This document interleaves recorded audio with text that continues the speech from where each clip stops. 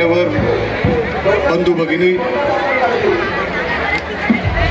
मी आज नारळी पौर्णिमेच्या निमित्ताने आणि उद्या रक्षाबंधन या सणाच्या निमित्ताने आपल्याला सगळ्यांना शुभेच्छा देण्यासाठी इथे उभा आहे।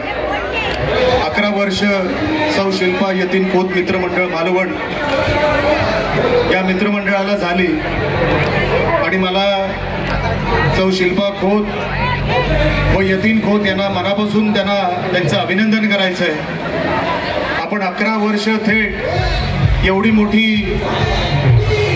हे जे काय आपण इथे आयोजित करतो, ही जी कॉम्पिटिशन आपण इथे आयोजित करतो, त्याचं जेवढं कौतुक करावं तेवढं कमी आहे। आणि या जेटीवर मला असं वाटतं जर सर्वात मोठी आरती आणि गर्दी असणारी जर कुठली स्पर्धा असेल तर ही आपण यतीन खोत आणि सौ शिल्पा खोत यांची स्पर्धा, ही सर्वात मोठी स्पर्धा इकडे जेटीवर दिसते। म्हणून मनापासून यतीन खोत तुमच्या सगळ्या मित्रमंडळाचे, सौ शिल्पा खोत आपल्या सगळ्या सहकाऱ्यांचे मी मनापासून कौतुक करतो, मनापासून तुम्हाला शुभेच्छा देतो। आपण शिवप्रेमी देखील आहात। हे हिंदूंचे सण असेच मोठे झाले पाहिजे, असेच मोठ्या प्रमाणावर साजरे झाले पाहिजे। आणि आज जे आपण हे ढोल पथक इथे आमच्या समोर वाजून दाखवलं, जे आपण हे चित्र इकडे मालवणला दाखवलं, सौ खोत मी आपल्याला मनापासून आपलं कौतुक करतो, कारण का आपलं ह्या क्षेत्रातलं कार्य मी अनेक वर्षांपासून बघतोय।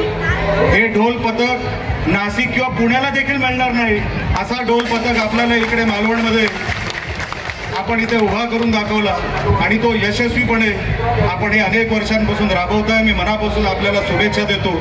आणि ढोल पथक आणि आजूबाजूला सर्व मालवणचे आपले नागरिक, मच्छीमार, नारळी पौर्णिमेचा सण मालवणमध्ये एक त्याचं वेगळं महत्त्व आहे आणि ते महत्त्व आज या मालवणच्या जेटी बंदरावर दिसून येत आहे। आपल्याला सगळ्यांना शुभेच्छा देत असताना येणाऱ्या ह्या सगळ्या आता ही सणांचं हे सगळं सीझन सुरू झालेलं आहे। सगळे हिंदूंचे सण आजपासून किंवा आतापासून सुरू होणार आहेत। तुम्हाला आतापासूनच्या त्या प्रत्येक वर्षामध्ये जे हिंदूंचे सण साजरे होतील प्रत्येकासाठी आतापासूनच शुभेच्छा देतो।